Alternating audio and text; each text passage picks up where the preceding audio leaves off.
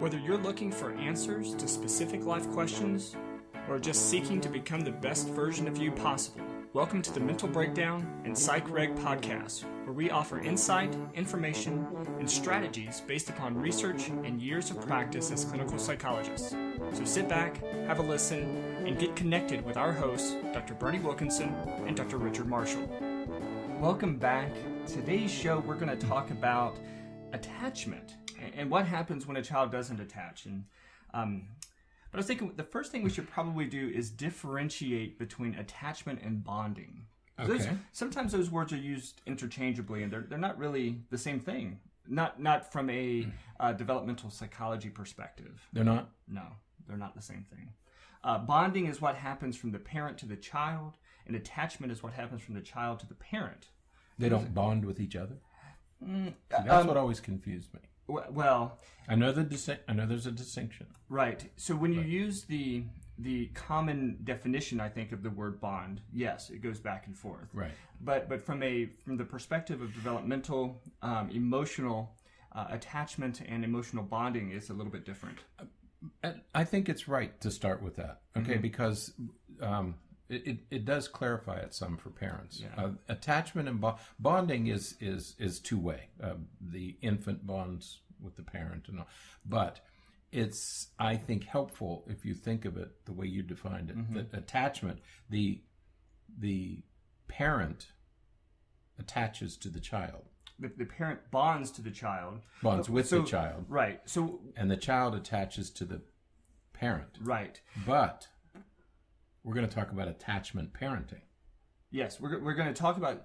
But so what happens is, and I think that we are seeing a significant change in practices at hospitals and birthing centers and things like that. Because what's happening now is, back in the day, remember, dads used to wait out in the waiting room and passing out cigars, all that kind of stuff. If they were even there. My dad was at work when all of his children were born. Right. Yeah. Mm-hmm. So now, hospitals are set up so that the fathers are often in the room with the mother as the baby's being born. And what happens is, as soon as the baby's born, one of the things that's really important to happen is that the mother and father are allowed to interact with the child as early as possible. Right. And that is when that emotional bond that I was talking about, that's when that emotional bond happens. Mm-hmm. Mothers and fathers can feel it. I was almost surprised. Feel it immediately. You remember the birth? You remember the birth of your first child. Sure. One of the most. I was really shocked at my immediate reaction when I saw my first child. Right. When he was there. Mm-hmm. I was really stunned with my reaction. Mm-hmm. Right. I had no idea it was going to be that strong. Well, and what's amazing, and I think that people will relate to this, is that we see it on TV. You see a baby being born or something like that, and let's be honest, they're born with slime and stuff like that all over them, and you see the parents holding them, and you're like, what are they popcorn. doing? It's like they have to rub them with lard first. Yeah, and Crisco, all of.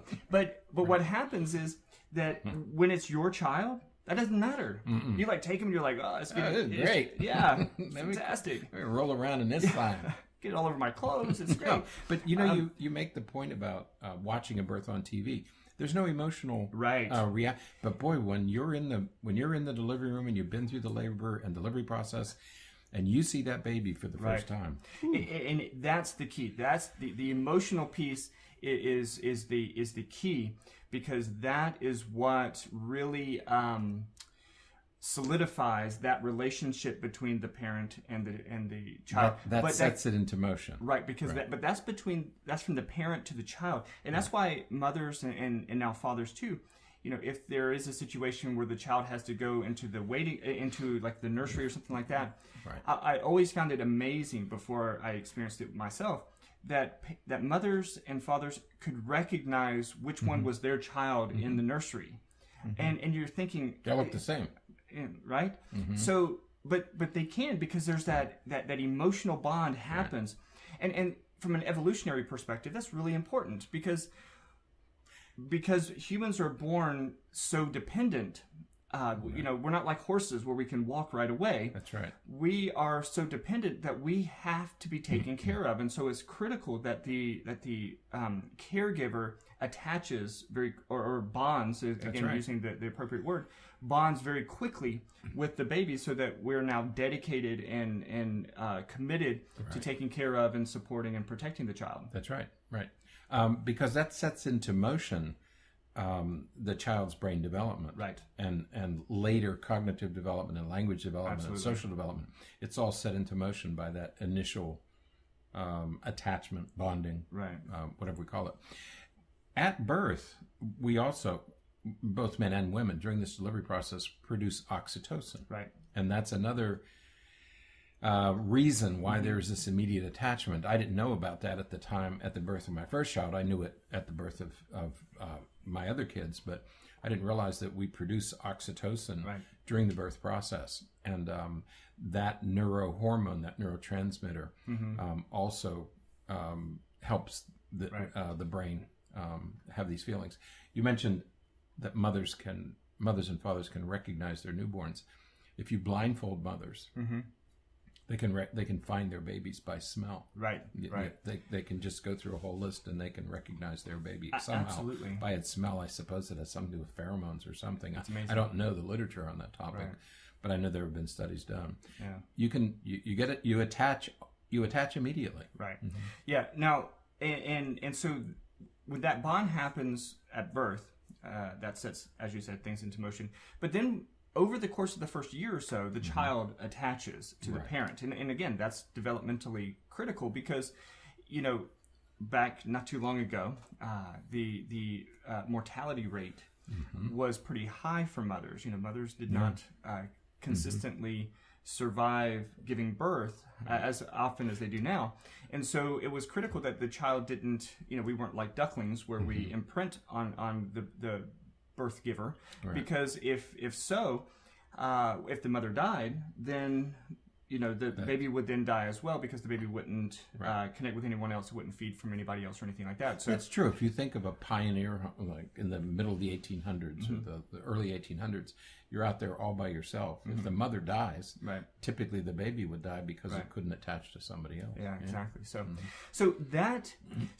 over the first year, as the parent is, taking care of the child, supporting him or her, giving her food, meeting her needs, that is when the child attaches to the parent. Right. So this is the person meeting my needs. Exactly. And I'm going to stay close to this person. And this kind of attachment is derived from security, safety, consistency, all of those things that we hope that parents will be able to do. Now, when that works well, when a parent cares for the child adequately such that the child develops a good attachment, the child tends to be healthier, tends to be happier, tends to be more secure and more stable. That's right. Yeah, it's when that doesn't happen. Right.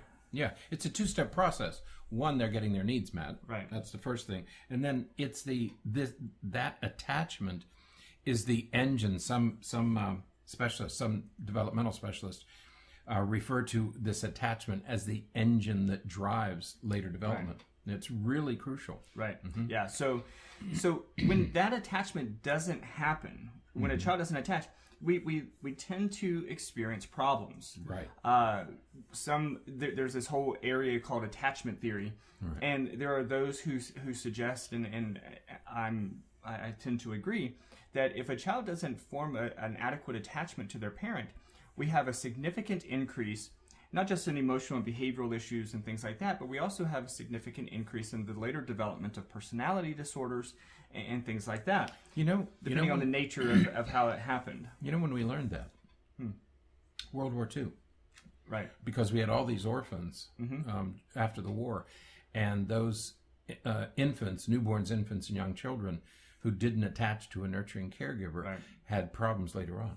There was a large sample of kids who were unattached. In fact, when Maria Montessori of Montessori schools, when she started, she was a pediatrician in Italy, and she started her first school for those children, those orphan children who were just running around on the streets.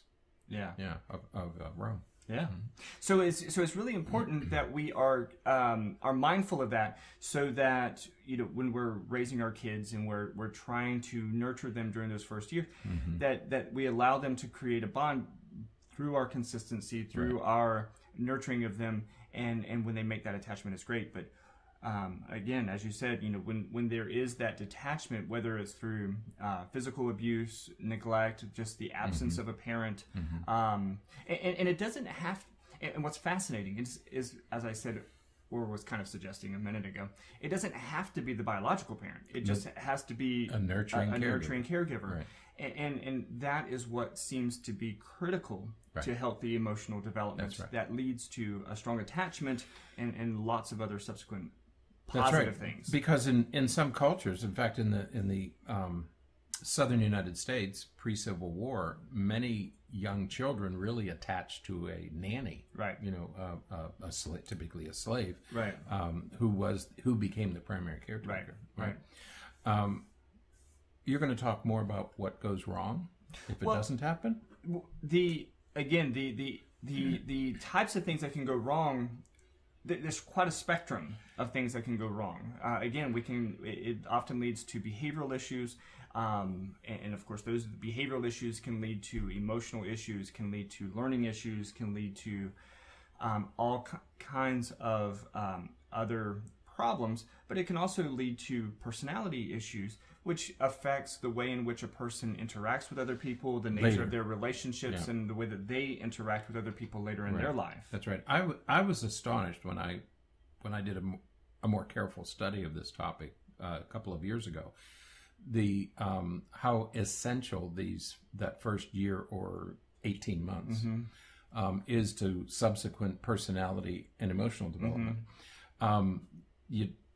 There is a whole branch of couples therapy now that's based on attachment theory.